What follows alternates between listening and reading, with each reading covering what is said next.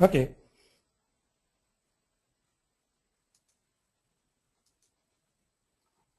Okay, so in my presentation, I will be trying to address following questions, like related to making a paradigm shift in test automation. So what are the various important requirements for making paradigm shift in the test automation? So requirements always come first, and then what kind of strategies we should be adopting to realize these requirements, like how we can overcome various obstacles and stumbling blocks and complex requirements through the strategy. And then visualizing that we will have an ideal solution in place, how, and also an approach how we should be adopting that for a newer test suite development as well as maintenance. Then I want to touch very briefly on why we should be leveraging on test automation assets. Like, it's very important. And then finally I want to share what are the benefits when we adopt it. It's very obvious, but again I want to share for sure.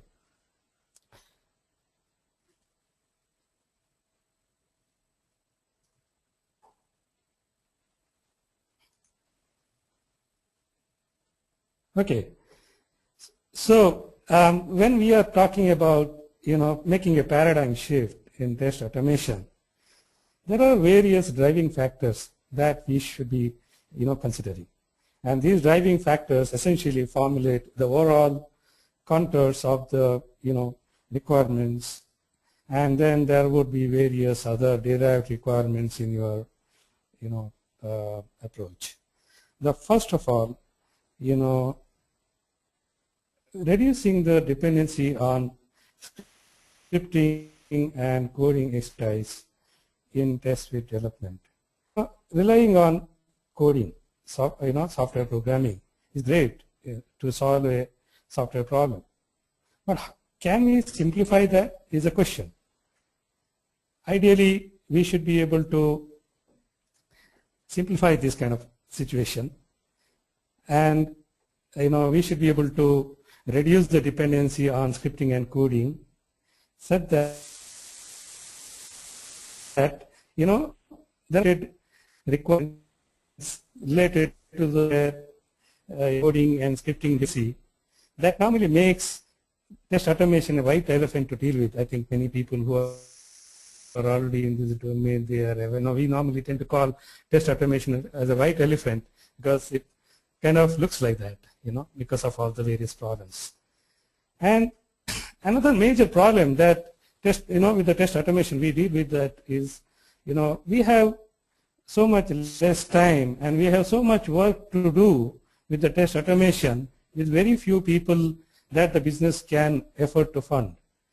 So it's kind of very difficult to achieve, and we ideally want to provide so much of our software testing coverage through automation. So it's very important to have this requirement. It's one of the major driving factors to reduce the lead time for new test suite development. And going to the next requirement, test suite maintenance should be another major development intensive activity. Assuming that software would go through some minor changes release after release, we should be able to update the existing test suites for regression testing with with a very less effort intensive way, so that we can also predict the timelines accurately, like when we can be ready with maintain the test suites and etc. So reducing the lead time for maintenance of existing test suites for new releases is another major thing. And one should always keep in mind that we have bigger ROI from the test automation when we start using the test automation for regression testing. When we start, and then we use the we use test suites repeatedly for various builds and until the release. Going to the next thing, like we must be leveraging on functional testing consultants for test automation. So typical software testing department normally has resources, trained resources on the application and the testing, who has the knowledge on the functionality and the test scenarios. And there are betting spaces, lean periods during the software development life cycle, which can be actually leveraged for development of the automated test suites, provided these people can be trained a little bit on the test automation, and such that the methodology or the tool that we adopt, the approach we adopt, should be in such a way that it is palatable to such an audience, like such users who can be trained and put into the task of creating the automated test suites. So it's important that we leverage on the functional testing consultants for test automation. And coming to the next major requirement is that typically software test automation development teams, they focus on development of the automated tests for English language, because we first test software in English language. And there are other phases, other teams that would focus on providing the coverage in languages, and we often leave to them to provide the automation coverage in locales because the manual testing scope is with them. But it is imperative for the business success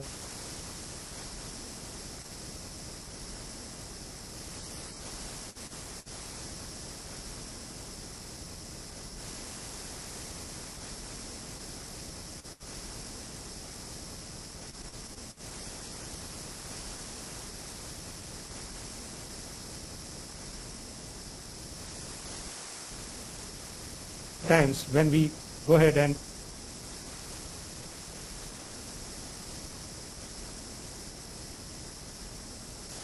so I hope I am audible. Okay. Hello. So one must know that we often, yes. You were not audible for some time, but now you are audible. But there is something in background, some noise. Yeah, I'm also. But I think no, it's okay. So one must know. Okay, one must know that we are duplicating the cost as and when we repeat this automation effort across various languages separately. So we must integrate that. That is the next major requirement.